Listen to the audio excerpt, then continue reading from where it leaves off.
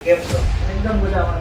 એક યુવાન કઈ રીતે વિચારી શકે કે તમારું કેરિયર આઈટી ક્ષેત્રે બનાવવું છે? જ્યારે કેરિયરની શરૂઆત કરીએ ને ત્યારે એક અનુભવી માણસનું ગાઈડન્સ કેટલું ઇમ્પોર્ટન્ટ હોય. પ્રોફેશનલ કેરિયરની મારી શરૂઆત જે છે એ એઝ અ કોમ્પ્યુટર ટીચર તરીકે મારી ફર્સ્ટ સેલેરી 55 રૂપિયા. ચેલેન્જ એ હતી કે ત્યારે મને પ્રોગ્રામિંગ લેંગ્વેજ પર એટલી પકડ નહોતી. કઈ રીતે તમે વિચાર્યું કે મારે આવું પ્લેટફોર્મ ઊભું કરવું છે? 2022ની અંદર જ્યારે એપ્લિકેશન માર્કેટ છે ને કમ્પ્લીટલી ડાઉન પર ચાલતું એ સમયમાં મને એવો વિચાર આવ્યો કે આપણે કંઈક એવું પ્લેટફોર્મ બનાવીએ જેનાથી થોડું ઘણું મોનેટાઇઝેશનનું આપણી કંપનીનું સોલ્યુશન થાય. એને બેઝ ઉપર રાખી મેં ટોપ ગેમ્સ બનાવવાની શરૂઆત કરી. એક સમય હતો કે જ્યારે તમે ખૂબ જ મોટા લાંબા ફિગર જોતા હતા ડોલરોમાં અને અચાનક જ એવી એક રાત મળે છે ત્યારે તમને એમાં કશો પ્રોફિટ દેખાતો નતો. કેમ આવી રીતના બન્યું? 28 ઓક્ટોબર જે દિવસ હતો એ દિવસે વન ડેની અંદર $75,000 ની રેવન્યુ જોયેલી. આટલું મોટો ગ્રોથ હતો ને ડાયરેક્ટલી ઝીરો. ટ્રમ્પ સરકાર તરફથી ઘણા બધા ટેરિફો જોવા મળે. આઈટી ક્ષેત્રમાં શું શું વિઘ્ન લાવી શકે છે? ટેરિફના લીધે આઈટી ઇન્ડસ્ટ્રીની અંદર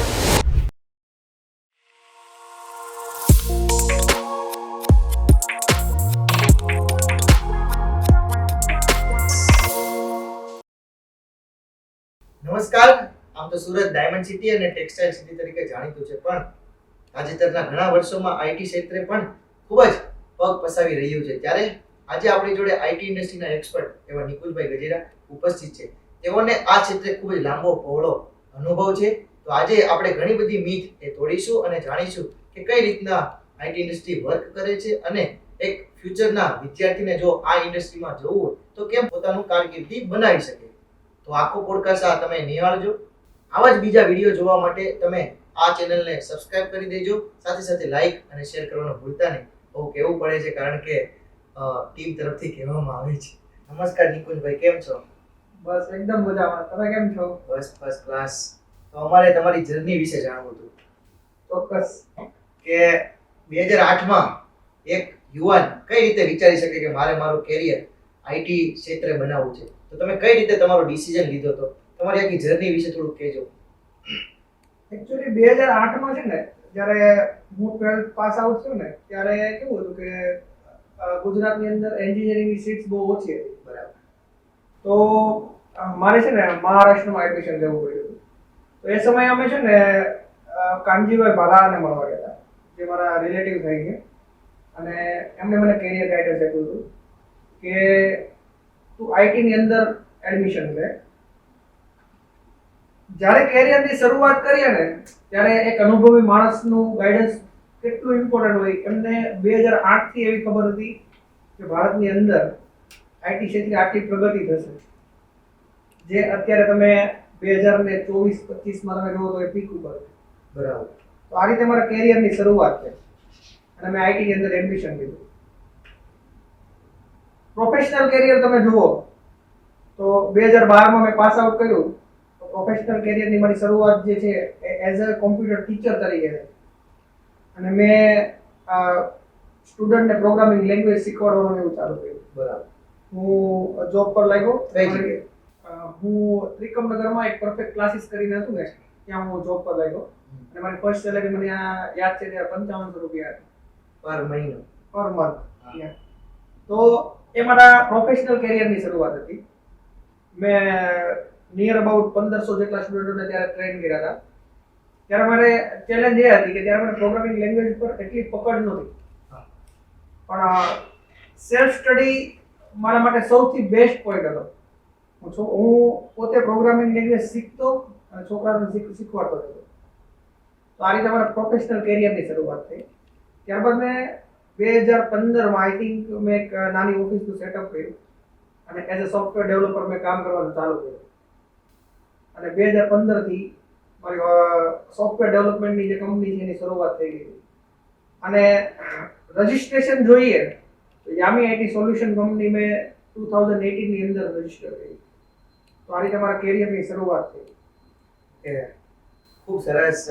અને મને એ પણ જાણવા મળ્યું છે કે 2018માં તમે જ્યારે શરૂઆત કરી ત્યારે પ્રાઇવેટ લિમિટેડ લગાવ્યું હતું, કારણ કે આમ જોવા ઓછું મળતું હોય છે, કારણ કે ટેક્સેશનના ડરથી લોકો લગાવતા નથી. પણ એક ખાસ નિકુંજભાઈની સારી વાત કહેવાય તો Yami IT solution private limited છે. નિકુંજભાઈ, બીજી એક ચર્ચા કરીએ તો તમારી ફર્સ્ટ પ્રોડક્ટ અથવા તો તમારી જે મનગમતી પ્રોડક્ટ છે જે થોપ ગેમ છે, આખા સુરતને અથવા તો ઘણા ખરા ભારતભરમાં પણ ખ્યાલ છે, તો એ થોપ ગેમ વિશે થોડુંક જણાવશો કે શું હતું, અને પછી એમાં તમે ઉતાર ચઢાવ પણ જોયો તો એ ડિટેલ્સથી થોડુંક સમજાવશો કે કઈ રીતના તમને વિચાર આવ્યો તો મારે આવું પ્લેટફોર્મ ઊભું કરવું છે, અને પછી કઈ રીતના એમાં તમે એકદમ ડાઉનફોલ જોયો, તો એ થોડીક ચર્ચા કરજો. એકચ્યુઅલી ટોપ ગેમ્સ કેવું હતું, હું મારા કેરિયરમાં અપડાઉન્સ બહુ રહ્યા છે, પણ હું જ્યારે ડાઉનફોલ હોય ને ત્યારે હું હંમેશા ઓપોર્ચ્યુનિટી શોધ કરું અને એ ઓપોર્ચ્યુનિટી હું ગ્રેબ કરું. તો 2022 ની અંદર જ્યારે એપ્લિકેશન માર્કેટ છે ને એ કમ્પ્લીટલી ડાઉનફોલ પર ચાલતું હતું, તો એ સમયમાં મને એવો વિચાર આવ્યો કે આપણે કંઈક એવું પ્લેટફોર્મ બનાવીએ જેનાથી થોડું ઘણું મોનેટાઇઝેશનનું આપણી કંપનીનું સોલ્યુશન થાય. અચ્છા. કેમ કે શરૂઆત તો આપણીથી જ થવી જોઈએ. તો એને બેઝ ઉપર રાખી મેં થોપ ગેમ્સ બનાવવાની શરૂઆત કરી. એકચ્યુઅલી જે થોપ ગેમ્સ પ્લેટફોર્મ છે ને એ નેક્સ્ટ.js ફ્રેમવર્કની અંદર બનાવ્યું હતું મેં.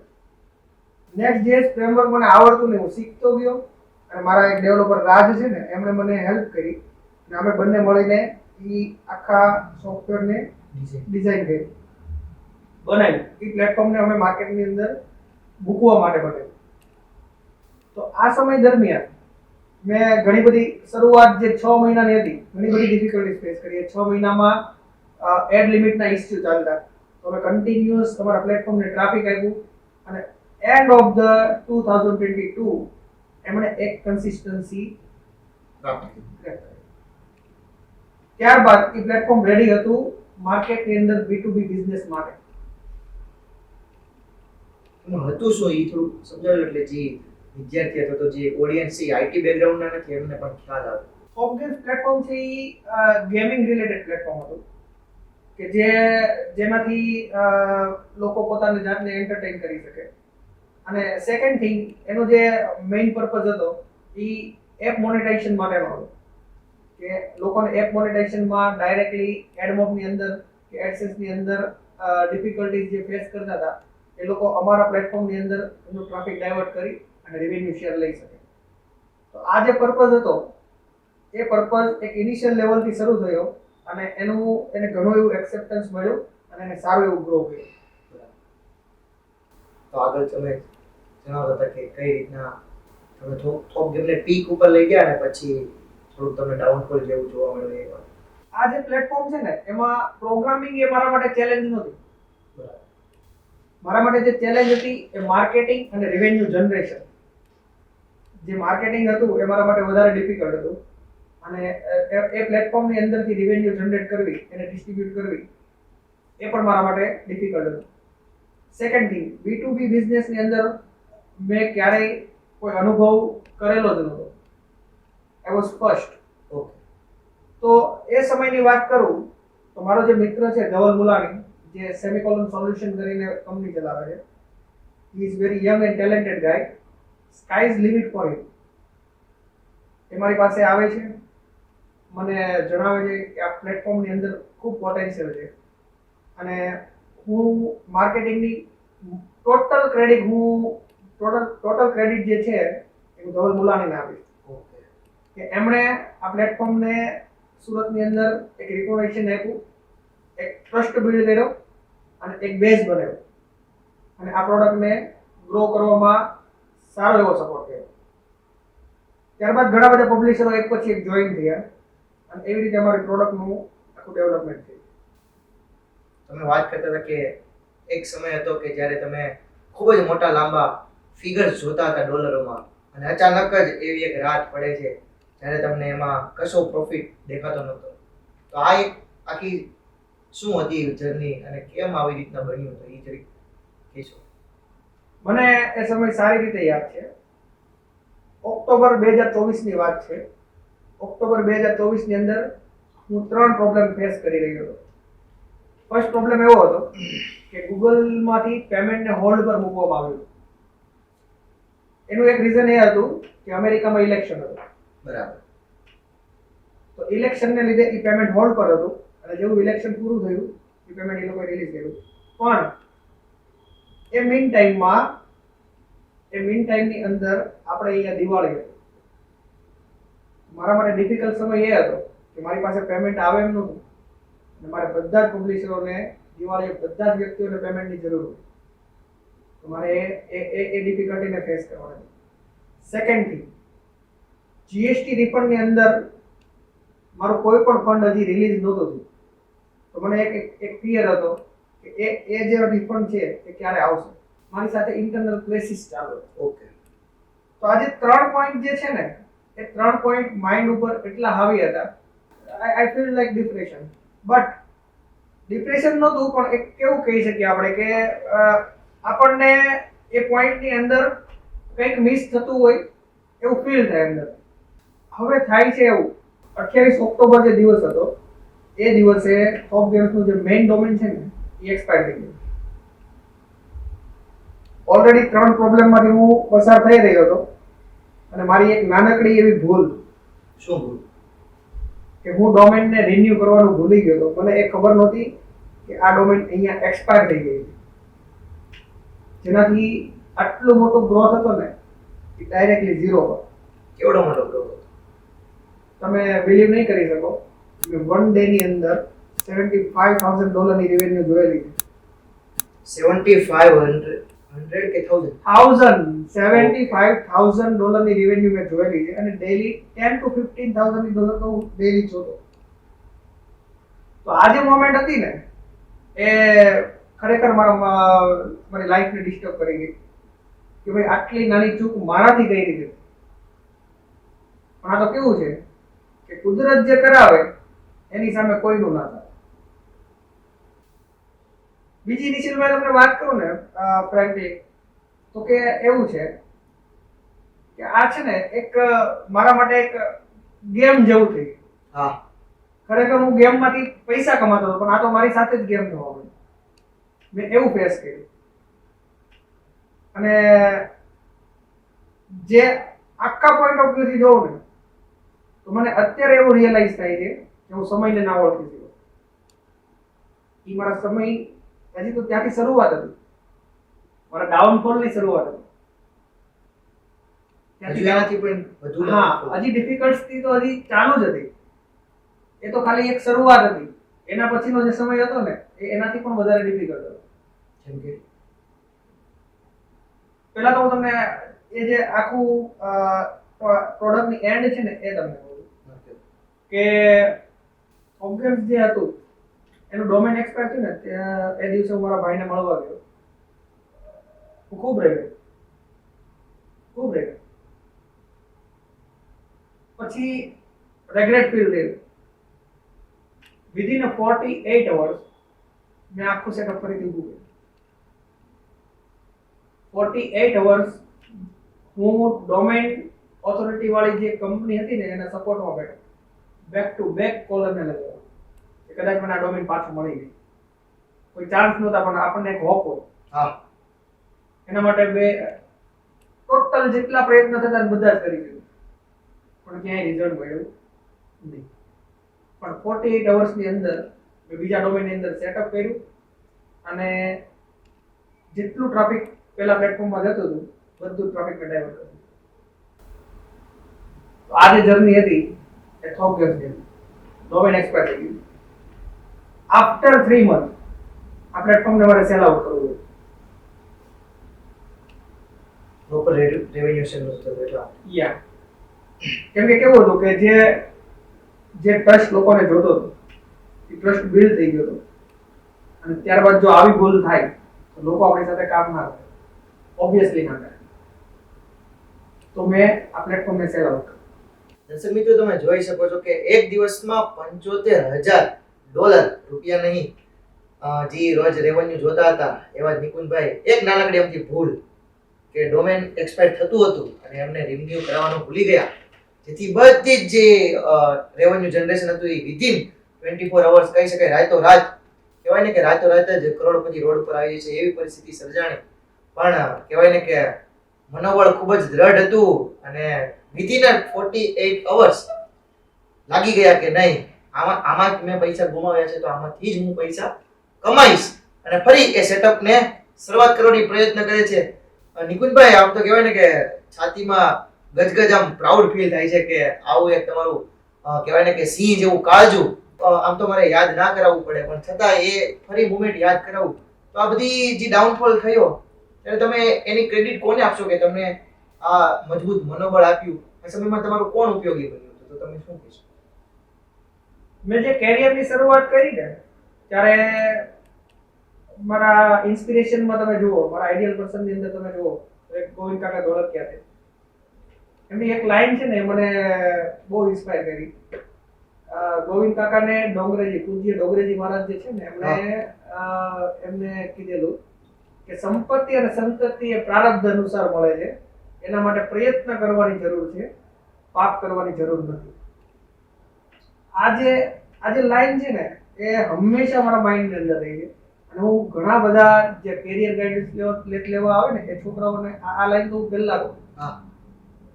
કેમ કે એક નાની એક વાત છે, બહુ મોટી છે કે તમે કોઈ પણ વસ્તુ મેળવવા માંગો છો તો એના માટે મહેનત કરો. તમે શોર્ટકટ ના અપનાવો.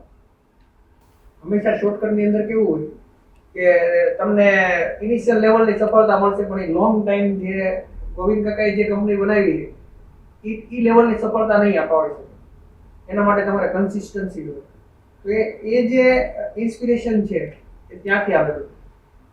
સેકન્ડ ક્રેડિટ હું આપું ને તો કે અમારા 10th સ્ટાન્ડર્ડની અંદર મારા જે શિક્ષક હતા કેતનભાઈ ખૂટ કરીને, એ 10th સ્ટાન્ડર્ડની અંદર કેવું કે ભાઈ ક્લાસ ચાલતો હોય ને તો એ નાની મોટી આવી મોટિવેશનની વાતો કરે.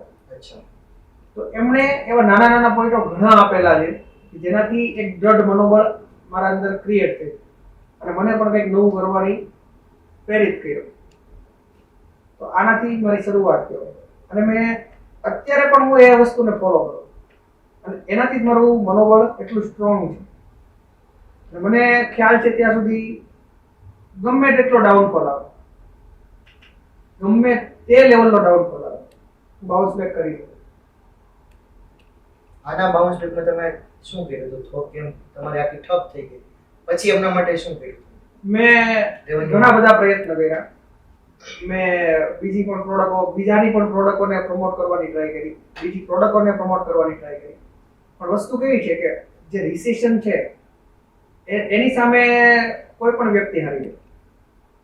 અને હજુ અમારા પ્રયત્ન ચાલુ છે કે કોઈ એવી પ્રોડક્ટ ડેવલપ કરીએ કે જેનાથી એક લેવલ અપ થઈ. નિકુંજભાઈ, તાજેતરમાં આપણને અથવા તો બધાને ખબર છે કે ઉત્તરાયણ છે એમને આપણે ડિજિટલ વેલી તરીકે સ્થાપવા માંગીએ છીએ અથવા તો આમ સફાઈ કરી ગઈ છે, તો એમાં કંઈક ને કંઈક ખૂટે છે એવું મને લાગે છે. કારણ કે આમ કહી શકાય કે તો ટ્રસ્ટેડ બ્રાન્ડ અથવા તો એપ્લિકેશન અથવા તો સોફ્ટવેર અથવા તો કે વેબસાઇટ એવી કશું છે નહીં ઇન્ડિયા પાસે અત્યારે લાગતું મને કે જેના ઉપર અમે સંપૂર્ણ ટ્રસ્ટ કરી શકીએ. તો આ માટે તમે સુરતના એસ્પાયરિંગ એન્ટરપ્રેન્યોર્સ અથવા તો સ્ટુડન્ટ્સ અથવા તો જે અત્યારે આઈટી કંપની ચલાવી રહ્યા છે એમને તમારો સંદેશ આપવો હોય તો શું કહેશો કે કઈ રીતના કામ કરી શકીએ? એવું નથી કે એકલા જ કામ કરવું, જોડે પણ કામ કરી શકાય, તો તમે શું કહેશો? ડિજિટલ વેલ્યુ પર હું તમને કંઈ કહું તો ડિજિટલ વેલ્યુ છે ને એ ચોક્કસથી બનાવી શકાય. પણ એમના માટે લીડરોએ B2B પ્રોડક્ટની અંદર આગળ આવવું પડશે. આપણી પાસે કોઈ એવી વર્લ્ડ ક્લાસ પ્રોડક્ટ નથી કે વર્લ્ડ લેવલે જેમને રિકોગ્નાઇઝેશન મળે, જેનું એક્સેપ્ટન્સ થાય. હું એઝ એન એક્ઝામ્પલ અત્યારે તમને કહું કે મોનેટાઇઝેશનની અંદર ગૂગલ લીડ કરે છે, ફેસબુક લીડ કરે છે. જે સૌથી મોટો ગૂગલ એડ્સની અંદર જે સૌથી મોટી ટર્નઓવર કરે છે, તો એ ટાઈપનું કોઈ પણ પ્રોડક્ટ સુરતની અંદર કે આપણે અહીંયા ડેવલપ નથી થતું. તો એના માટે છે ને લોકોનો પહેલા માઇન્ડસેટ બદલવો પડે. પહેલા લોકોને B2B પ્રોડક્ટ વિશે જાણવું પડશે કે આઈટી અંદર કેવી કેવી B2B પ્રોડક્ટ્સ બને છે, એને કઈ રીતે ગ્રો કરી શકીએ. આ વસ્તુની અંદર છે ને એક બાજુ લેક નથી, બંને બાજુ છે. ગવર્મેન્ટને બી આને પ્રમોશન આપવું પડશે. શું કરી શકે ગવર્મેન્ટ? ગવર્મેન્ટ ફંડિંગ્સ જે છે એ વધારે જરૂરી હોય છે. તમને આ ટોપિક ઉપર હું તમને એક વાત કરું તો આપણે ગુજરાતની અંદર આઈટી પોલિસીસ આવે છે જે 5 years માટે ગવર્મેન્ટ બધી વસ્તુ પ્રોવાઈડ કરે છે. તો એ પોલિસી છે ને અત્યારે એની અવેરનેસ આપણા કોઈ પણ એન્ટરપ્રેન્યોર પાસે નથી, કોઈ પણ આઈટી કંપની પાસે એ પોલિસી છે જ નહીં. સેકન્ડ થિંગ, એ પોલિસી માટે કોણ એલિજિબલ છે કોણ નથી એ પણ અવેરનેસ નથી. તો આપણી જે કંપનીઓ છે ને એ ગવર્મેન્ટ ફંડિંગ ક્યારેક લઈ શકતી નથી, બાકી એમના ઘણા બધા બેનિફિટ છે. સેકન્ડ થિંગ, સુરતની અંદર તમને ખબર છે કે સોફ્ટવેર પાર્ક છે, જેમાં એ લોકો plug and play facility provide કરે છે. એમાં શું? પ્લગ એન્ડ પ્લે ની અંદર કોઈ પણ એમ્પ્લોયી અથવા તો કોઈ પણ કંપની એમને ટોટલ ઇન્ફ્રાસ્ટ્રક્ચર પૂરું પાડવામાં આવે, એમને ખાલી એમનું ડિવાઇસ પ્લગ એન્ડ પ્લે કરી અને ત્યાં એમનું વર્કની શરૂઆત કરી શકે. તો આ જે છે આની અવેરનેસ આપણે અહીંયા કઈ છે જ નહીં. જો ડિજિટલ વેલીની અંદર આવી કોઈ પ્લગ એન્ડ પ્લે એરિયા બને, ગવર્મેન્ટ ખુદ એમને પ્રમોટ કરે, તો ડિજિટલ વેલી બનાવી શક્ય છે. એમના માટે બંને બાજુથી એફર્ટ્સ લાગવા જોઈએ. ગવર્મેન્ટ સાઈડ બી એફર્ટ્સ જોશે અને એન્ટરપ્રેન્યોર સાઈડથી બી એફર્ટ્સ જોશે, તો આ વસ્તુ પોસિબલ થઈ શકે. તમે વાત કરતા હતા કે વર્લ્ડ ક્લાસ એપ્લિકેશન્સ, એમાં તમે થોડુંક વધારે કહેશો કે કયા કયા સોફ્ટવેર અથવા તો કયા કયા શું શું જરૂરિયાતો છે બનાવવા માટે? નિશિલભાઈ, હું તમને એક વાત કરું કે અત્યારે તમે જે પ્રોડક્ટ યુઝ કરો છો વર્લ્ડ ક્લાસ પ્રોડક્ટ, તો હું તમને એમ કહી શકું કે ભાઈ એન્ડ્રોઈડ ઓપરેટિંગ સિસ્ટમ, હા, એન્ડ્રોઈડ ફોન બધા યુઝ કરે છે અથવા તો iOS, રાઈટ? તો ઇન્ડિયા પાસે કઈ ઓપરેટિંગ સિસ્ટમ છે જે વર્લ્ડ લેવલ રિકોગ્નાઇઝેશન મેળવે? સેકન્ડ થિંગ, તમે કોઈ વસ્તુનું માર્કેટિંગ કરવું છે તો તમે ફેસબુકમાં કરો છો, ગૂગલની અંદર કરો છો, ઇન્સ્ટાગ્રામમાં કરો છો. આ બધી જ પ્રોડક્ટ તો બહારની છે. આપણી પાસે કઈ પ્રોડક્ટ છે જેમાં આપણે માર્કેટિંગ કરી શકીએ? આવી કોઈ વર્લ્ડ ક્લાસ પ્રોડક્ટ આપણી પાસે નથી. In short, local for vocal બનવું પડશે અને મેક ઇન ઇન્ડિયા આઈટી ની અંદર આવવું જોઈએ. અચ્છા, તો આ વસ્તુ પોસિબલ છે. ઘણી બધી લીડિંગ કંપનીઓ છે, ઘણા બધા ઇન્વેસ્ટરો છે, ઘણા બધા એન્ટરપ્રેનર્સ છે. જો આ લોકો આગળ આવી કઈ પ્રોડક્ટ બનાવે તો ચોક્કસ વર્લ્ડ લેવલે રેપ્યુટેશન મળે. અને એન્ડ ઓફ ધ પોઈન્ટ, જો મેક ઇન ઇન્ડિયા સક્સેસ થશે, આ ક્રાંતિ, આ રિવોલ્યુશન ની જરૂરિયાત ખરેખર ઇન્ડિયાને છે. હા, આવડું મોટું માર્કેટ, આટલા બધા લોકો, નથી કોઈ પ્રાઇવેસી. તમે જોઈ શકો છો તમારો ટોટલ ડેટા જે ગૂગલ પાસે છે, ફેસબુક પાસે છે. ઇન્ડિયાની કઈ એવી કંપની છે તમારો ટોટલ ડેટા રાખે છે? આમના માટે ઇન્ડિયાએ આત્મનિર્ભર બનવું જ પડે, તો જ રિવોલ્યુશન આવશે અને તો જ પ્રાઇવેસી બની રહેશે. આ જરૂરી છે. નિકુંજભાઈ ખૂબ જ સરસ વાત કરી કે મેક ઇન ઇન્ડિયા અથવા તો મેડ ઇન ઇન્ડિયા આપણે બીજી મેન્યુફેક્ચરિંગ સેક્ટરમાં ઘણી બધીમાં જોઈએ છે. સ્ટીલ ઇન્ડસ્ટ્રી હોય કે પછી સોલાર ઇન્ડસ્ટ્રી હોય, ઘણી બધી. પણ આઈટી ઇન્ડસ્ટ્રીમાં જોવા જઈએ તો મને એવું લાગે છે કે મેક ઇન ઇન્ડિયા નહીં, પણ એક્સપોર્ટ ફ્રોમ ઇન્ડિયા, એટલે કે સર્વિસીસ જે તમે એક્સપોર્ટ ઇન્ડિયાથી કરો. કારણ તો ચીપ જે કાંઈ વેજીસ છે આપણે ઇન્ડિયામાં, એટલા માટે અમને ચીપ સર્વિસીસ મળે છે. પણ નિકુંજભાઈ વાત કરી કે આપણી ખુદની ઓપરેટિંગ સિસ્ટમો હોવી જોઈએ અને જીમેલને ટક્કર મારે અથવા તો યુટ્યુબને ટક્કર મારે એ બધી પ્રોડક્ટ હોવી જોઈએ. તો આ માટે વાત કરી કે ગવર્મેન્ટે સાથે આવવાની જરૂર છે, સાથે સાથે બધા જ એન્ટરપ્રેન્યોર્સે જોડે જ રહીને કામ કરવાની જરૂર છે. અત્યારે પણ આપણે જોઈ શકીએ છીએ કે ડિજિટલ વેલી અથવા તો ઉત્તરાયણ જે આઈટી પાર્ક બની રહ્યું છે, એમાં પણ ખૂબ જ વિશાળ પ્રમાણમાં ખૂબ જ યંગસ્ટરો કામ કરી રહ્યા છે. એ બધાને રિક્વેસ્ટ છે કે આ એક મુદ્દા ઉપર ચર્ચા કરવી ખૂબ જ જરૂરી બની જાય છે. ત્યારે નિકુંજભાઈ, તમને એ પ્રશ્ન પણ પૂછવો છે કે તમે વાત કરી કે અમેરિકા ને આ બધા દેશ, તો હમણાં તાજેતરમાં ટ્રમ્પ સરકાર તરફથી ઘણા બધા ટેરિફો જોવા મળે છે. એ આઈટી ક્ષેત્રમાં શું શું વિઘ્ન લાવી શકે છે? તમને શું કેવું છે? તમારે એટલી એક્સપર્ટી છે એટલે આ તમને પ્રશ્ન પૂછું કે આઈટી ઇન્ડસ્ટ્રીમાં શું તકલીફો આવી શકે છે ટેરિફના લીધે? ટેરિફના લીધે આઈટી ઇન્ડસ્ટ્રીની અંદર ડાયરેક્ટ ઇમ્પેક્ટ ના આવે, પણ ઇનડાયરેક્ટ ઇમ્પેક્ટ આવે. એઝ એન એક્ઝામ્પલ, કે માની લો કે કોઈ કંપની એવી છે જે ડાયરેક્ટલી કનેક્ટેડ ટુ અમેરિકા છે, એનું સ્પેન્ડિંગ અમેરિકાથી કરે છે, અને ઇન્ડિયાની અંદર એનું સ્પેન્ડિંગ જાય છે તો એની ઉપર જો ટેરિફ લાગે તો એ ઇનડાયરેક્ટ ઇમ્પેક્ટ થઈ ગઈ કે તમને જે રેવન્યુ જેટલી મળવાની હોય ને એટલી ઓલરેડી કપાઈને જ મળશે. એનું જે સ્પેન્ડિંગ છે એ લોકો એ જ પ્રમાણે ફંડ મેનેજ કરશે. એટલે કોઈ ડાયરેક્ટ ઇમ્પેક્ટ ના આવે પણ એની ઇમ્પેક્ટ ઇનડાયરેક્ટ થઈ જાય પણ એ ઇમ્પેક્ટ આવે ખરી. જો ટેરિફ લાગે તો આઈટી ઇન્ડસ્ટ્રીને ઇફેક્ટ કરે ખરી. તમે જેમ વાત કરી કે આ ગૂગલ પાસે મારો બધો ડેટા હોય છે તો હવે તમને ડર લાગવા માંડે છે કે અમારી પ્રાઇવસીના નામે તો કશું નહીં, અથવા તો ગૂગલ કોઈક સરકારના અથવા તો કોઈકના દબાણમાં આવે અને દરેક આપણે જેમ સ્પેશિયલ ઓપ્સ 2 માં જોયું કે આવતું ફ્યુચર અથવા તો આવતું વોર છે એ ડેટા ઉપર બની શકે એમ છે. તો ગૂગલ તો કોઈ સરકારના પ્રેશરમાં આવે ત્યારે તો એ ડેટા વેચી નાખે. તો આવા સમયે એક નાગરિક તરીકે અમારે પોતાનો ડેટા કઈ રીતના પ્રોટેક્ટ કરવો જોઈએ, શું લાગે? ગૂગલ એ રીતે કોઈ ડેટા કોઈને વેચી ના શકે.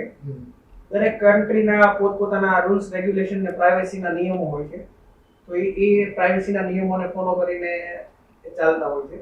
તો એવો કોઈ ડર રાખવાની જરૂર નથી કે આપણો ડેટા વેચાઈ જાય.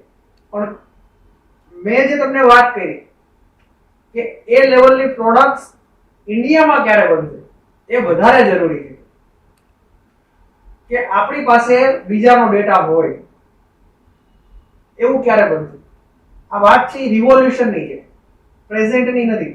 પ્રેઝન્ટ તો જે ચાલે છે એ તો ચાલવાનું જ છે, પણ રિવોલ્યુશન જો લાવવું હશે તો પોતાની પ્રોડક્ટ જોશે, પોતાના ડેટા જોશે, પોતાના ડેટા સેન્ટર્સ જોશે, પોતાના સોશિયલ મીડિયા પ્લેટફોર્મ જોશે, પોતાના ઈમેલ પ્લેટફોર્મ જોશે. બધી વસ્તુની જરૂરિયાત છે.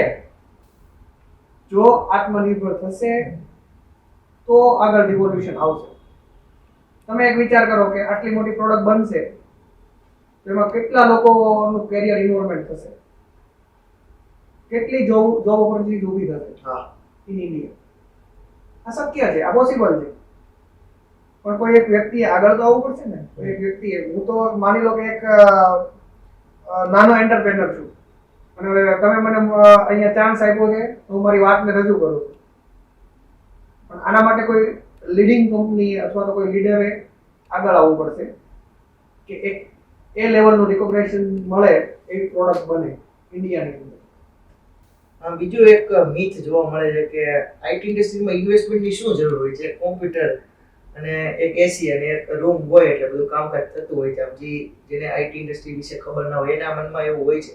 દાખલા તરીકે મારી જ વાત કરું તો આમાં ઇન્વેસ્ટમેન્ટની ક્યાં જરૂર છે? તમને થોડુંક એક્સપ્લેન કરશો કે આમાં ઇન્વેસ્ટમેન્ટ ક્યાં થતું હોય છે અને શું શું વસ્તુઓ મોંઘી પડતી હોય છે જેના કારણે સોફ્ટવેર એટલા બધા મોંઘા બને છે? ઇન્વેસ્ટમેન્ટમાં તમે જુઓ તો સૌથી વધારે ઇન્વેસ્ટમેન્ટ લાગે છે માર્કેટિંગની અંદર. જે પ્રોડક્ટ ડેવલપમેન્ટમાં હોય ને, ડેવલપમેન્ટમાં જેટલી કોસ્ટ ના આવે એમનાથી વધારે કોસ્ટ માર્કેટિંગની અંદર આવતી હોય. અને જેટલું માર્કેટિંગ વધારે હોય એટલું તમે ઓડિયન્સ વધારે ગ્રો કરી શકો, તમારા યુઝર્સ વધારે ગ્રો કરી શકો. તો એ જગ્યા પર ઇન્વેસ્ટમેન્ટની જરૂર પડતી હોય છે. સેકન્ડ થિંગ, તમે ક્લાઉડ સર્વિસીસને એના મેન્ટેનન્સને એ બધી વસ્તુ જોવા જાઓ તો ત્યાં પણ લાંબા ટૂંકા ખર્ચા લાગતા હોય છે. તો આમના માટે પણ ઇન્વેસ્ટમેન્ટની જરૂર પડતી હોય છે. અને સેકન્ડ થિંગ, જ્યારે કોઈ પણ સ્ટાર્ટઅપ ક્રિએટ થાય ને, કોઈ પણ સ્ટાર્ટઅપ હોય તો એ સ્ટાર્ટઅપ છે ને એ ઇનિશિયલ ફંડથી થાકી જાય. કેમ કે એનું ડેવલપમેન્ટ જ 1 યરનું હોય તો 1 યર સર્વાઈવ કરવું without any income it is difficult. તો આ સમયમાં તમારે ઇન્વેસ્ટમેન્ટની જરૂરિયાત પડતી હોય છે. બીજું નિકુંજભાઈ, મેં તમારો પોર્ટફોલિયો જોયો અને એમાં જાણવા મળ્યું કે તમે નહીં માત્ર સુરતમાં પણ દિલ્હીના અથવા તો બહાર મોટા મોટા જે સિટી છે, બેંગ્લોર, જે આઈટી હબ હોય છે, હૈદરાબાદ હોય, એમના પબ્લિશરો જોડે પણ કામ કર્યું છે. તો તમને શું લાગે છે કે એક લોકલ આપણે અત્યારે કામ કરતા હોય, ફોર એક્ઝામ્પલ સુરત, તો સુરતના પબ્લિશરો અને બહાર આવા મોટા મેગા સિટી અથવા મેટ્રો સિટીના પબ્લિશરો, આ બંને વચ્ચેનો માઇન્ડસેટનો તફાવત શું હોય છે? તો તેમની કામ કરવાની રીત શું છે જેનાથી સુરતના અથવા તો બીજા પબ્લિશરો લાભ લઈ શકે અને આગળ વધી શકે? તો તમે થોડું કહેશો કે એમનો માઇન્ડસેટ અને એમની કામ કરવાની રીત શું છે? બિઝનેસની દ્રષ્ટિએ હું જોવા જાઉં ને તો બિઝનેસની દ્રષ્ટિએ જે દિલ્હી, બેંગ્લોરની કંપનીઓ છે એ લોકો વાસ્ટ લેવલ ઉપર પોતાની પ્રોડક્ટને સ્કેલ કરતા હોય છે. અને એ લોકો B2B માં બહુ વધારે બિલીવ કરે છે. એમની પ્રોડક્ટને લોકો સુધી પહોંચાડવા માટે એટલું મોટું માર્કેટિંગ કરે છે અને B2B માં જોડાય છે. જ્યારે આપણી અહીંની આ સુરતની કંપનીઓ B2B માં બિઝનેસ કરવામાં એ લોકો એઝ અ ચાઇલ્ડ જોડાય છે, નોટ એઝ અ પેરેન્ટ. એમની પાસે કોઈ કંપની સારી હોય છે છતાં બી કોઈ પ્રોડક્ટ સારી હોય છે છતાં બી એ લોકો એ બહાર ડિસ્પ્લેમાં નથી આપતા, એને પ્રમોટ નથી કરતા. એ એક લિમિટેડ એરિયામાં કામ કરે છે કે આટલી રેવન્યુથી મને સેટિસ્ફેક્શન મળે છે, ધેટ્સ ઇટ.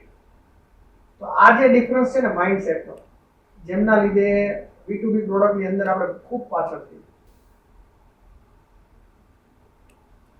તમે વાત કરી કે ઇન્વેસ્ટમેન્ટની ખૂબ જ જરૂર હોય છે, તો એવું પણ બની શકે ને કે હમણાં તો તાજેતરમાં હવે શેર માર્કેટમાં પણ ખૂબ જ કહેવાય ને કે ઇન્ક્લુઝન વધ્યું છે અને બધાને અવેરનેસ પણ વધી છે અને લોકો પોતાના પૈસા નાખે છે. એટલે કે IPO જે આવતા હોય છે, ઇનિશિયલ પબ્લિક ઓફરિંગ, એમાં લોકો પોતાના પૈસા આપતા હોય છે અને કંપનીને ધંધો કરવા માટે પૈસા આપે છે. તો સુરતમાં કેમ આવું બનતું નથી કે પોતાને ઇન્વેસ્ટમેન્ટ માટે કોઈ IPO લઈને આવે? તો એમના પાછળ તમને શું લાગે છે, શું કરવું જોઈએ? અથવા તો યામી IT પ્રાઇવેટ લિમિટેડની કોઈ એવી વિચારધારા છે કે 2-5 વર્ષમાં એક IPO લઈને આવે? ખરેખર છે ને, પ્રાઇવેટ લિમિટેડને, મારી કંપનીને પ્રાઇવેટ લિમિટેડ કરવાનો જે શ્રેય છે એ મારા ભાઈને જાય. મારા ભાઈનો રોલ એઝ અ સપોર્ટિવ બહુ આગળ છે. અમે ક્યારેય મને કોઈ પણ પ્રકારનું પ્રેશર ફીલ નથી થવા દીધું અને ઓલવેઝ મને અપ્સ એન્ડ ડાઉન્સની અંદર એમણે મને સાથ આપ્યો. અચ્છા, તો એમણે જોડે જ છે ના, બિઝનેસમાં? મારા ભાઈ છે એ CA છે. ઓકે. તો ત્યાંથી એમણે જ્યારે શરૂઆત કરી ત્યારે એવો એક વિચાર માંડ્યો હતો કે આપણે આપણી કંપનીને એઝ અ પ્રાઇવેટ લિમિટેડ શરૂઆત કરીએ અને ઇન ફ્યુચર જો જરૂર પડશે તો એને આપણે પબ્લિક લિમિટેડ કરીને IPO લાવશું. તો એ જે ઇન્સ્પિરેશન છે એ મને ત્યાંથી મળી હતી. સેકન્ડ થિંગ, મેં જ્યારે ટોપ ગેમ્સ પ્રોડક્ટને એક લેવલ ઉપર સક્સેસ મેળવ્યું ત્યારે મને MSME 5000 એવોર્ડ માટે મને આમંત્રિત કર્યો હતો. કઈ જગ્યાએ? મુંબઈ. ઓકે. તો હું ત્યાં ગયો, ત્યાં ઘણા બધા એન્ટરપ્રેનર્સ આવ્યા હતા અને ત્યાં સેબીના એક મેમ્બર હતા, એ સ્પીચ માટે આવ્યા હતા. તો એમણે મને એમની જે સ્પીચ હતી એમની ઉપરથી એવું લાગ્યું કે IPO ના ઘણા બધા ફાયદા છે. લોકો કેમ IPO માં જાય છે, કેવી રીતે એની એક નાની એવી દુકાનથી IPO સુધી પહોંચે છે, એની જર્ની છે એ અમે શેર કરી. તો ત્યાંથી પણ મને એવું ઇન્સ્પિરેશન મળ્યું કે આપણે IPO લાવવો જોઈએ. નિકુંજભાઈ, તમારી જ્યારે ઇન્કમ ઝીરો થઈ ગઈ હતી, જ્યારે ટોપ ગેમની વાત નીકળી ત્યારે તમારે જે રોટેશન ફેરવાનું હતું, એ રોટેશન તમે કઈ રીતના ફેરવ્યું? અને દાખલા તરીકે અત્યારે પણ આવું બની શકે કોઈકને, તો એ પોતાનું રોટેશન કઈ રીતના ફેરવી શકે? અને તમારી પર્સનલી વાત કરીએ તો તમને એ સમયમાં કોણ યાદ આવ્યું હતું અને કોણે હેલ્પ કરી? તો શું કહેશો? જ્યારે ટોપ ગેમ્સ પ્રોડક્ટ ઝીરો થઈ ને ત્યારે સૌથી વધારે મને કોઈ વસ્તુ કામ લાગ્યું તે મારું સેલ્ફ મોટિવેશન. અચ્છા. મેં વિધિન 48 hours મેં એ પ્રોડક્ટને ફરીથી શરૂ કરવાની ટ્રાય કરી. સેકન્ડ થિંગ, મારા એક મિત્ર છે તુષાર કરીને, એમણે એઝ અ મિત્ર, એક ફ્રેન્ડ તરીકે એણે મને એમને જેવી ખબર પડી એટલે તરત જ મારી પાસે આવ્યા, ઓફિસ પર બેઠા અને એમણે કીધું કે જે કંઈ પણ કોન્ટેક્ટ લગાવવો પડે, જે કંઈ પણ મદદની જરૂરિયાત હોય તમે કહેજો, હું તમારી સાથે. આ ડિફિકલ્ટ ટાઈમની અંદર ખરેખર છે ને, કોઈના કોઈ વ્યક્તિની ખાલી મનોબળ વધારવાની જરૂર હોય છે. હા. જો મનોબળ વધી જાય ને તો બાકીની બધી જ વસ્તુ ઓટોમેટિકલી સેટઅપ થઈ શકે. તો મને આ રીતે મારા પ્રોડક્ટને ફરીથી સેટ કરવા માટે મારું સેલ્ફ મોટિવેશન કામ લાગ્યું અને મારા મિત્ર કામ લાગ્યા, મારી ટીમ કામ લાગી. હું જોતો હોઉં છું કે અમદાવાદ અથવા તો વડોદરા જેવા શહેરમાં આઈટીની જોડે જોડે IoT એટલે કે ઇન્ટરનેટ ઓફ થિંગ્સ એનો પણ બિઝનેસ ખૂબ જ સ્કેલ કરી રહ્યો છે. તો સુરતમાં હું જ્યાં સુધી જોઉં છું ત્યાં સુધી આમ લગભગ દેખાતું નથી માર્કેટમાં. તો એમાં શું લેગિંગ થાય છે? તો થાય છે ખરું? અને અમને ખ્યાલ ન હોય એવું કશું હોય તો કહો, અથવા તો આનું ફ્યુચર શું છે IoT? It's all about the awareness. માર્કેટની અંદર ઘણી બધી પ્રોડક્ટ્સ ચાલતી હોય છે. હું તમને વાત કરું ને તો સુરતની કોઈ પણ IT કંપની છે તો મને જ્યાં સુધી ખ્યાલ છે, મેં જેટલી કંપનીઓની વિઝિટ કરી છે, એમની અંદર રિસર્ચ એન્ડ ડેવલપમેન્ટ ડિપાર્ટમેન્ટ જ નથી હોતો. કેમ નથી હોતો? તો એનું બી કારણ છે કે ફંડિંગ ઇસ્યુ હોય છે. હા. જો રિસર્ચ એન્ડ ડેવલપમેન્ટ ડિપાર્ટમેન્ટ હોય તો એ લોકો નવી કઈ પ્રોડક્ટ લાવી શકે, એને સ્કેલ કરી શકે, એના ઉપર જાણી શકે. અત્યારે માર્કેટની અંદર તમે કહો ને, આઈઓટીની થાઉઝન્ડ્સ ઓફ પ્રોડક્ટ ચાઇનામાંથી આવે છે, જે સિમ્પલી પ્લગ એન્ડ પ્લે કરી કમ્પ્લીટલી ડેટાને મેજર કરે અને એમાંથી એ લોકો ઘણા બધા એવા તારણ્સ કાઢે છે અને સારું એવું રિવોલ્યુશન ઇલેક્ટ્રોનિક્સ ઇન્ડસ્ટ્રીની અંદર લાવે છે, જેની અવેરનેસ આપણે અહીંયા છે જ નહીં. કોઈ પણ પ્રોડક્ટ હોય એને પહેલા એક્સેપ્ટ કરવી પડે. જો એ એક્સેપ્ટ થાય તો એ યુટિલિટીમાં આવે, અને જો એ યુટિલિટીમાં આવે તો તમે એને સ્કેલ કરી શકો. તો જે શરૂઆત હોય એની હંમેશા ડિફિકલ્ટ હોય. શરૂઆત હંમેશા ડિફિકલ્ટ હોય. એમાં ઘણા બધા ઇસ્યુઝ છે. ખાલી એક પેરામીટરને લીધે એ નથી થતું એવું નથી. ઘણા બધા પેરામીટર્સ છે જે એમને ઇફેક્ટ કરે છે, જેમના લીધે આ ડિફરન્સ માર્કેટની અંદર છે. બીજું તમે તો આમ કહેવાય ને કે અમે એઝ અ યુઝર અમારે પણ રોજે નવી ટેકનોલોજીને ફેસ કરવી પડતી હોય છે. આજે અમે વોટ્સઅપ ખોલ્યું તો એમાં કે અપડેટ આવ્યું તો કે સ્ટેટસનું પાનનું આ બાજુ આવી ગયું, આ બાજુ આવી ગયું, એવા બધા ફીચર્સ રોજ અપડેટ થતી રહી છે. તો તમે કઈ રીતના ટોલરેટિવ અથવા તો માર્કેટમાં જે ટેકનોલોજી આવી છે એને એક્સેપ્ટ કરતા હોવ છો અને તમારે કંપનીમાં કઈ રીતનું કલ્ચર બનાવો છો? કોઈ પણ નવી પ્રોડક્ટ આવે ને તો સૌથી પહેલા એમની પોલિસીસ ચેક કરવી પડે. જે પોલિસી છે એ પોલિસી ગવર્મેન્ટની જે ગાઈડલાઈન છે એ પ્રમાણેની છે કે નહીં, સૌથી ફર્સ્ટ પ્રાયોરિટી એ હોય. અને એના રિગાર્ડિંગ જે પ્રોડક્ટ છે એમાં ચેન્જીસ થતા હોય છે. તમે કહો ને કે પેજ આ બાજુ આવે છે, આ યુઝર ઇન્ટરફેસ પણ એમાં મેટર કરે છે કે લોકોને શું ગમે છે એ પેરેન્ટ કંપનીઓ ચેક કરતી હોય અને એના રિગાર્ડિંગ એમની પ્રોડક્ટની અંદર ચેન્જ લાવતી હોય. એ જે વસ્તુ છે એ માની લો કે કોઈ પરફોર્મન્સ ને દ્રષ્ટિએ એ ચેન્જ કરવામાં આવ્યો હોય તો એનું એક્સેપ્ટન્સ થાય છે. અને માની લો કે એનું પરફોર્મન્સ લો જાય છે તો એને રિજેક્ટ કરે છે અને ફરીથી જે જૂનું વર્ઝન હોય એને રિવીલ કરવામાં આવે છે. તો કોઈ પણ પ્રોડક્ટને ગ્રો કરવા માટે યુઝરને નવી વસ્તુ આપવી જરૂરી હોય છે. અને એ નવી વસ્તુ એ આઈડિયા ઉપર ડિપેન્ડ કરે છે, એ પ્રોડક્ટ ડિઝાઇનર ઉપર ડિપેન્ડ કરે છે કે એ શું કરશે. તો આ રીતે પ્રોડક્ટમાં ચેન્જીસ આવતા હોય છે. એઝ અ યુઝર અથવા તો અમે કન્ઝ્યુમર છીએ અથવા તો કસ્ટમર છીએ એ પ્રોડક્ટના, તો અમારી પોલિસી બધી જાણવી જરૂરી છે અથવા તો વાંચવી જરૂરી છે? તમારે ડેટા પ્રાઇવસીની પોલિસી જાણવી જરૂરી છે. એમના સિવાયની યુઝર ઇન્ટરફેસમાં એ રોલ તમારો નથી હોતો. એઝ અ યુઝર તરીકે યુઝર ઇન્ટરફેસમાં તમને કઈ વસ્તુ ગમે છે, કઈ નથી ગમતી, એ તમે રિવ્યુ આપી શકો છો. કોઈ પણ પ્રોડક્ટની અંદર રિવ્યુ સિસ્ટમ હોય, રિવ્યુ સિસ્ટમની અંદર તમે રિવ્યુ આપી શકો છો કે ભાઈ આ જે ઇન્ટરફેસ છે એમને આમ કરી શકીએ અથવા તો આ વધારે બેટર લાગે છે. એ રિવ્યુ કરી શકો. બાકી જો તમારી કોઈ પ્રાઇવેસી, તમારા કોઈ ફોટોઝ કે એના એક્સેસ છે ઇલીગલી એક્સેસ કરવામાં આવે છે તો એ પોલિસી એ પ્રોડક્ટ માટે જાણવી જરૂરી છે, જેનાથી તમારી પોતાની પ્રાઇવેસી બની રહે. દરેક જગ્યાએ કોઈ પણ એપ્લિકેશનની અંદર પરમિશન લેવામાં આવે છે, ફોટો એક્સેસની ને બધી પરમિશનો આવે છે. તો પહેલા એમને વાંચો, એમની યુટિલિટીને વાંચો કે ભાઈ આ ખરેખર શાના માટે આ પરમિશન માંગે છે, અને જો જરૂર હોય તો એ પરમિશનને અલાઉ કરો.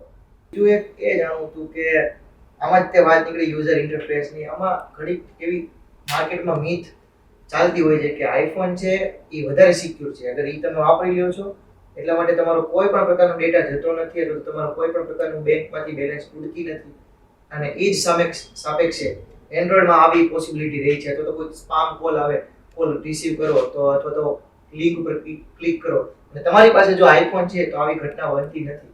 આવી માર્કેટમાં ઘણી અફવાઓ ચાલતી છે. તો તમે જરીક એક આઈટી એક્સપર્ટ તરીકે આમાં સાચું શું છે એ જરીક કહેશો કે આવું ખરેખર હોય છે કે શું છે? સિક્યુરિટીઝની બાબતે જોવા જઈએ as compare to Android, iOS વધારે આગળ છે. અને દરેક કંપની પોતપોતાની રીતે સિક્યુરિટીના ફીચર્સમાં ખૂબ ધ્યાન આપતી જાય છે અને આગળ જતા એમને વધારે ને વધારે સિક્યોર કરવાની ટ્રાય કરે છે. અચ્છા.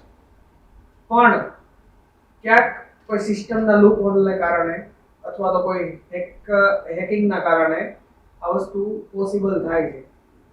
પણ એઝ કમ્પેર ટુ તમે એન્ડ્રોઈડ જોવા જાઓ તો એ વસ્તુ iOS ની અંદર નથી બનતી, કેમ કે એ બહુ સ્ટાન્ડર્ડ સિસ્ટમને ફોલો કરે છે અને એમના લીધે જ એ લોકો આગળ છે અને એમના કારણે જ પ્રાયોરિટીમાં iOS સિસ્ટમ આવે છે. અચ્છા. એન્ડ્રોઈડ ની અંદર હજી પણ બધા એવા લૂપહોલ્સ છે જે બ્રેકઆઉટ કરી અને હેકર્સ એમને આગળ વધારે છે.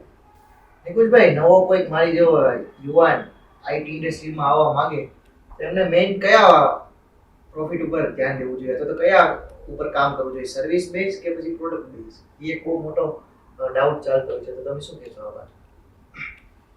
જે લોકો આઈટીમાં કેરિયર બનાવવા માંગતા હોય એમના માટે મારો એક ક્લિયર મેસેજ છે. સૌથી પહેલા તો તમારે પેશનેટ બનવું પડે. You have to be passionate about the code. અચ્છા. તમને કોડિંગની અંદર જો પેશન હોય તો જ તમારે આઈટી ઇન્ડસ્ટ્રી અંદર આવવું જોઈએ. બીકોઝ જે પ્રોડક્ટ આઈટીની અંદર બનતી હોય ની એન્ડલેસ પ્રોડક્ટ હોય, એમાં તમે જેટલા આઈડિયા લગાવી શકો ને એટલા ઓછા. હવે કઈ જગ્યા પર તમે કઈ વસ્તુ ક્યારે કઈ ડિફિકલ્ટી ફેસ કરો ને એમાં કોઈ નક્કી ના હોય. સિમ્પલ બ્રેકેટના લીધે બી એરર આવી શકતી હોય. તો એના માટે તમારે સૌથી પહેલા પેશનેટ બનવું પડે.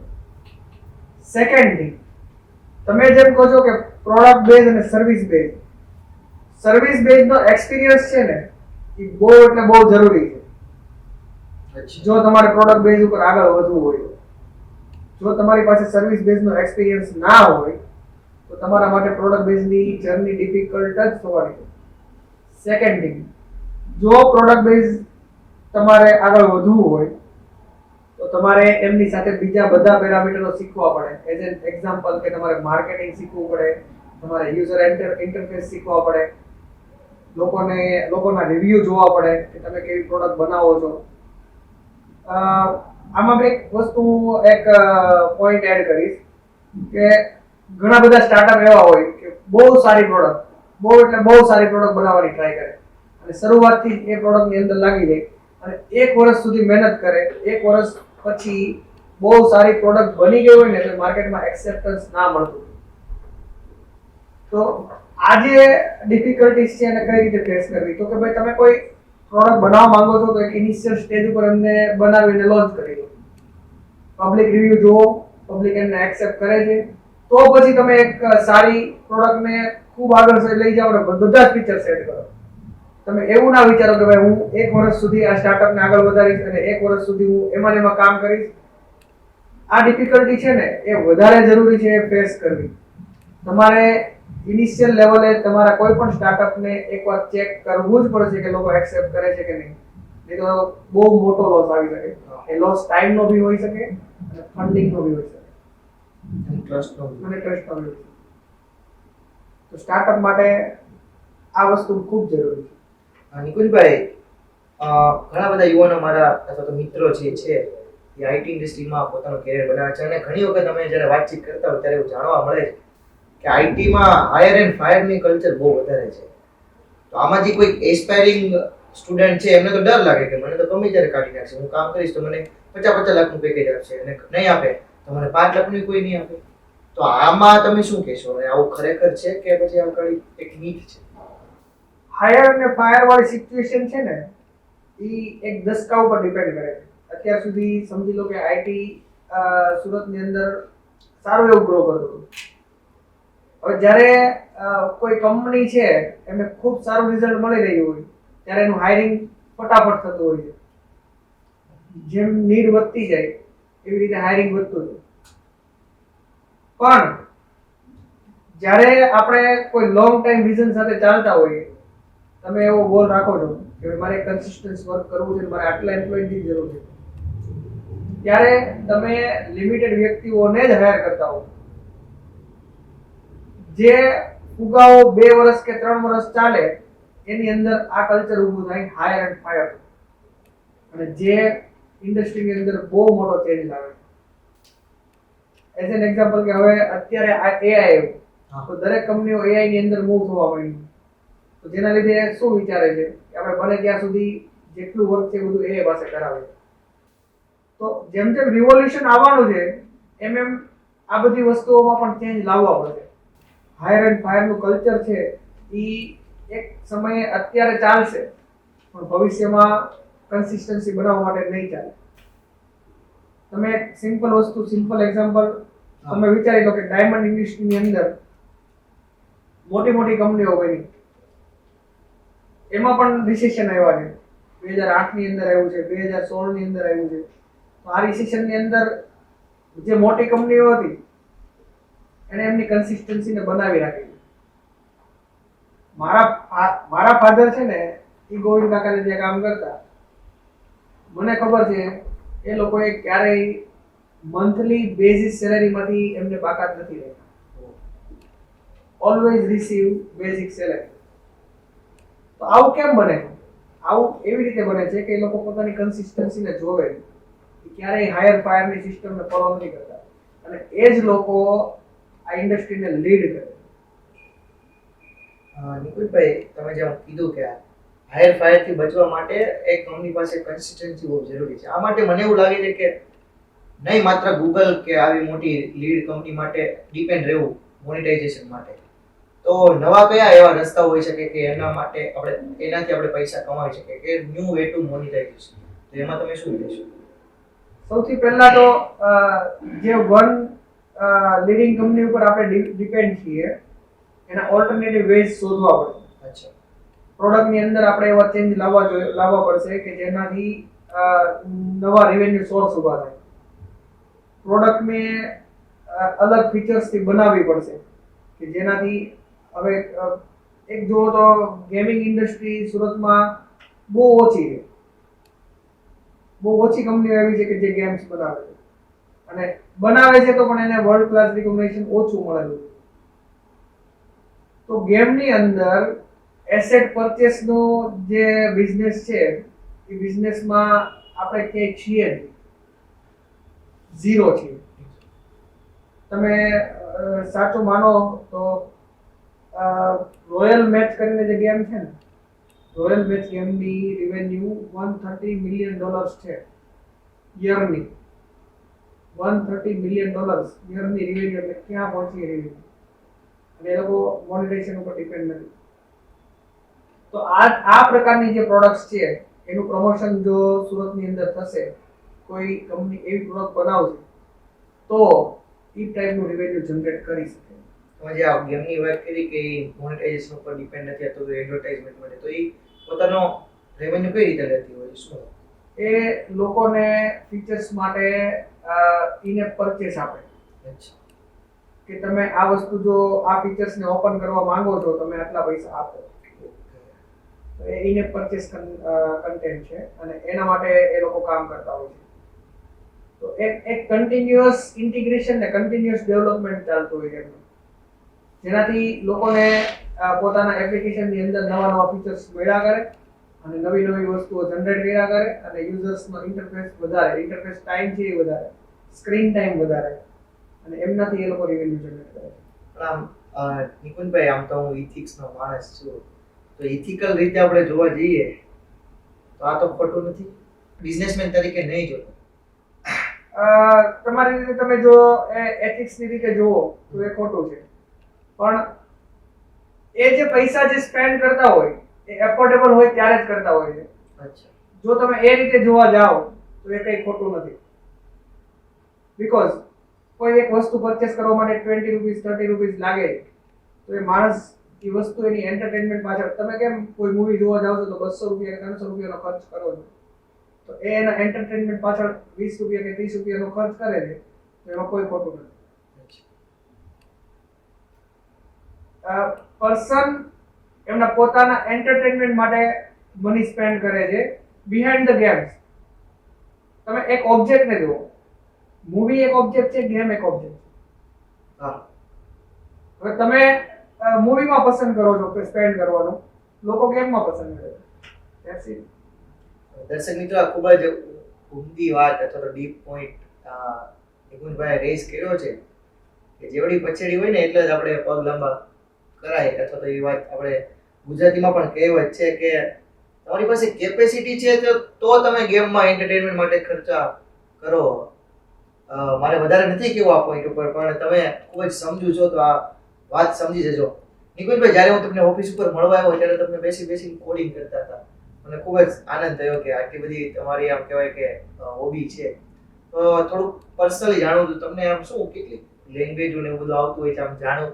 આમ કોડિંગ્સમાં મેં જોયું છે કે C++ ને C ને એવી બધી લેંગ્વેજો આવતી હોય છે. આ બધી તમને જાતે આવડે છે કે તમે પછી AI અથવા તો એમનો પણ યુઝ કરતા હોય છે, DeepSeek અથવા તો ChatGPT એનો?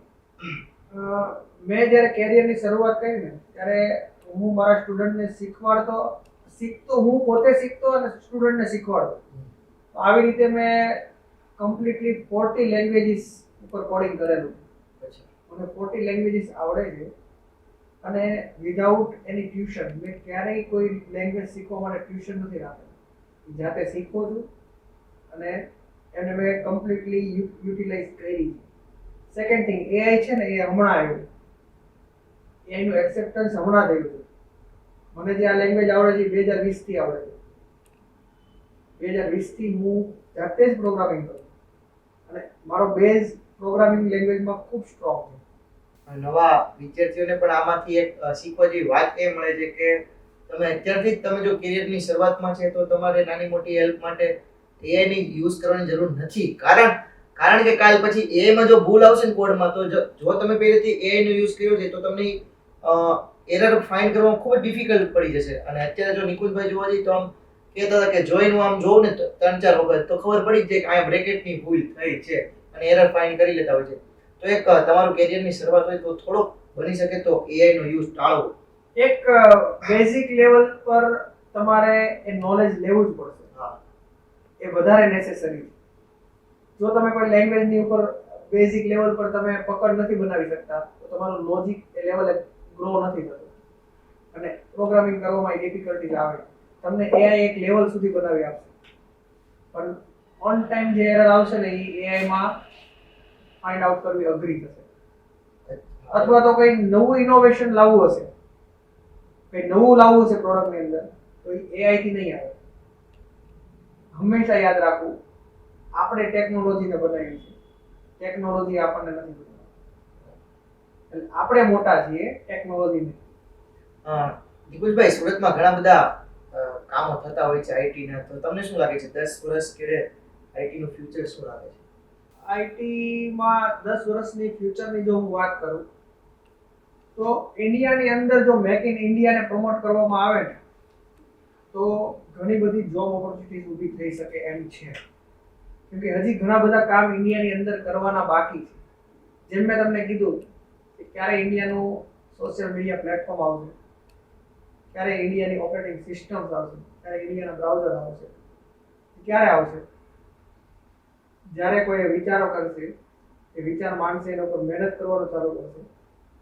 જો એ મહેનત કરવાનું ચાલુ કરે તો નવી સંભાવનાઓ ઊભી થાય, નવી ઓપોર્ચ્યુનિટી ઊભી થાય, તો ફ્યુચર છે અને રહેશે.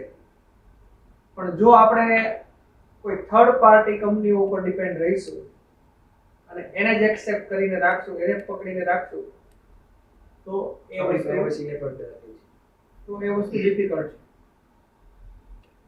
જો એનું એક્સેપ્ટન્સ આપણે કમ્પ્લીટલી રાખશું તો આ વસ્તુ ડિફિકલ્ટ છે. છેલ્લે અમારા ઓડિયન્સ હતો તો જે યુવાન છે અથવા તો જે વિદ્યાર્થી છે જે IT ઇન્ડસ્ટ્રીમાં આવવા માંગે છે અને તમારા જેવા એક મેચ્યોર IT એક્સપર્ટ અથવા તો IT ના એન્ટરપ્રેન્યોર કહી શકાય, એમની પાસેથી નિચોડ લેવો હોય તો શું હોય છે? હું એમને એક જ સલાહ આપીશ કે તમે ઓલવેઝ એક્સેપ્ટ વાળું જે મારું સેન્ટેન્સ છે એને ફોલો કરો. કોઈ પણ વસ્તુ ઇમ્પોસિબલ નથી, પણ પહેલા તમારે એમને એક્સેપ્ટ કરવું પડશે કે આ થઈ શકે છે, આ કરી શકીએ છીએ. જો આ માઇન્ડસેટથી તમે આવશો તો તમે જરૂરથી તમારું પ્લેસ બનાવી શકશો અને જરૂરથી તમે કેરિયર આગળ બનાવી શકશો. તો સૌથી પહેલા એક્સેપ્ટ અપનાવવું પડશે. મેં મારી કંપનીની ટેગલાઇન જ એ રાખી છે, એક્સેપ્ટ, એપ્લાય અને ગ્રો. તમે નવા આઈડિયાને એક્સેપ્ટ કરો, તમે તમારી થોટ્સ, તમારા વિચારોને તમે એપ્લાય કરો અને તમે ગ્રો કરો. તો એક્સેપ્ટ છે એ વધારે મહત્વનું. તો ઈચ એન્ડ એવરીથિંગ પોસિબલ છે. ખૂબ જ સરસ વાત થઈ અને આખા પોડકાસ્ટમાં આપણે ઘણી બધી જે આપણી નીડ હતી એ પણ તોડી. સાથે સાથે નિકુંજભાઈની ઉતાર ચઢાવની જે આખી જર્ની હતી, જે દિવસની 70,000 ડોલરની રેવન્યુ જોતી હતી, કઈ રીતના ફરી બાઉન્સ બેક કરી આ એક કહેવાય ને કે પાછી ગેમમાં આવું એ ખૂબ જ મોટી વાત હતી. અને એ પણ સમજાવ્યું કે કેટલું મહત્વનું છે કે આ ભારત પાસે નહીં માત્ર મેન્યુફેક્ચરિંગ સેક્ટરમાં જ પણ આઈટી સેક્ટરમાં પણ મેક ઇન ઇન્ડિયા થવું ખૂબ જ જરૂરી છે. પોતાના પ્લેટફોર્મ હોવા જરૂરી છે, ઓપરેટિંગ સિસ્ટમ હોવી જરૂરી છે, જેનાથી જે આપણને પ્રાઇવસીનો ડર અથવા તો ટ્રાન્સપરન્સીનો ડર, જે આપણે થર્ડ પેરેન્ટ પાર્ટી ઉપર અથવા તો પેરેન્ટ કંપની ઉપર ડિપેન્ડ છીએ, એ ઓછું થવાની જરૂર છે. આ માટે મારે ને તમારે બધાને એક કહેવાય ને કે સપોર્ટ કરવાની જરૂર છે. અને ઇન્ડસ્ટ્રીના મોટા મોટા લીડર્સોને પણ આહવાન છે નિકુંજભાઈ તરફથી, તમે પણ એક કહેવાય ને કે નહીં માત્ર એક્સપોર્ટ સર્વિસને કરો, પણ એક પોતાની પ્રોડક્ટ બનાવવામાં ખૂબ જ મહેનત કરો. અને સાથે સાથે દર વખતની જેમ હું એક સેન્ટેન્સ સાથે મારા આ પોડકાસ્ટને વિરામ આપીશ અને છેલ્લે પછી એક આપણે નિકુંજભાઈની તરફથી વોટ ઓફ થેન્ક્સની મને એને સ્પેશિયલ ડિમાન્ડ કરી હતી, આપણે સાંભળીશું. છેલ્લે હું દર વખતની જેમ આ વખતે પણ એક લાઈનથી શરૂઆત કરવી છે. તો એ લાઈન એવી છે કે નિકુંજભાઈના જીવનથી જ આપણે મેં આ રિલેટ કરી છે કે આવા સમય થાય ને જ્યારે ડાઉનફોલ, ત્યારે ગુસ્સો ઘણી વખત આવી જતો હોય છે, આપણે ફેમિલી ઉપર ગુસ્સો કરી દેતા હોય છે. તો આ માટે એક મને એરિસ્ટોટલ સાહેબની એક લાઈન યાદ આવે છે કે ગુસ્સો કરવો તો ખૂબ જ સહેલો છે. Getting angry is a very easy task, but પરંતુ એક રાઈટ સમયે, રાઈટ પર્સન સામે અને રાઈટ ટેમ્પરેચર અથવા તો રાઈટ ડિગ્રીમાં કરવો એ માય કાંગલાની વાત નથી. એટલે કે કોઈક સામેવાળા પર્સન જેની સામે કરવાનો છે એમની જોડે કરવો એ માય કાંગલાની વાત નથી. આ વાતને તમે ફરી વિચારજો, તમને આમાં વધુ સમજ પડશે. છેલ્લે વોટ ઓફ થેન્ક્સ અને આ મારા પોડકાસ્ટની ખૂબ ખૂબ નિકુંજ સાહેબના સમય માટે ખૂબ ખૂબ આભાર કહીને આ પોડકાસ્ટનો હું અંત કરું છું. કારણ કે અમારું પ્લેટફોર્મ તો નાનું છે પણ અમારા વિચાર ખૂબ મોટા છે. પણ નિકુંજભાઈ અમને સિલેક્ટ કર્યા એ બદલ એમનો પણ ખૂબ ખૂબ આભાર. અને સમગ્ર આઈટી ઇન્ડસ્ટ્રીના જે કહેવાય ને કે થનગડતા એન્ટરપ્રેન્યોરને પણ એક રિક્વેસ્ટ છે કે આ પોડકાસ્ટ ખૂબ જ સાંભળજો અને બની શકે તો અમને ખૂબ જ જલ્દી અમારું પોતાનું ઇન્ડિયાનું ઓપરેટિંગ સિસ્ટમ અથવા તો ગૂગલ જેવી અથવા તો બીજી જીમેલ જેવી, યુટ્યુબ જેવી કંપનીઓ અમને આપજો, જેથી અમે પ્રાઉડલી યુઝ કરી શકીએ. છેલ્લે વોટ ઓફ થેન્ક્સ અને આ પોડકાસ્ટનો અંત. મેં હંમેશા મારી કેરિયરમાં છે ને ન્યૂ પર્સન્સ હોય, ન્યૂ કમર્સ હોય, એમને ચાન્સ આપ્યો છે. નિશિલભાઈ, જ્યારે તમે મળ્યા ને ત્યારે મને એવું લાગ્યું કે તમે મારી વાતને બહુ સારી રીતે સાંભળી. સેકન્ડ થિંગ, તમે જે મને વાત કરી ને કે મેં ઓલવેઝ અંડરરેટેડ પર્સન્સના જ પોડકાસ્ટ કરેલા છે. હું પણ મને એવું લાગે છે કે જ્યાં સુધી અંડરરેટેડ છે. હા, ચોક્કસ ચોક્કસ. તો મને એવું લાગ્યું કે આ જે અનફિલ્ટર્ડ વોઇસની યુવા ટીમ છે એમને હું ચાન્સ આપું. ખૂબ ખૂબ અને તમારી સાથે પોડકાસ્ટ કરીને મને ખૂબ એટલે ખૂબ પ્રાઉડ ફીલ થાય છે અને આનંદ વ્યક્ત કરું છું. અને ખૂબ ખૂબ આભાર તમારો કે તમે મને આ પોડકાસ્ટ માટે ઇન્વાઇટ કર્યો અને આ પોડકાસ્ટને તમારા દર્શકો સુધી તમે પહોંચાડશો. ખૂબ ખૂબ આભાર. ફરી વિચાર કરજો બધા જ આ સ્ટેટમેન્ટના. અને આપણે ખાસ અમારી ટીમના મેમ્બર જે હેત માલવિયા છે આજે ઉપસ્થિત નહીં રહી શક્યા, પણ એમનો પણ આપણે ખૂબ ખૂબ ધન્યવાદ કરીએ કે આ બધું ઓર્ગેનાઇઝ કરવા બદલ. ત્યાં સુધી તમારું ધ્યાન રાખો અને તમારા પરિવારનું ધ્યાન રાખો. જય હિન્દ, જય ભારત.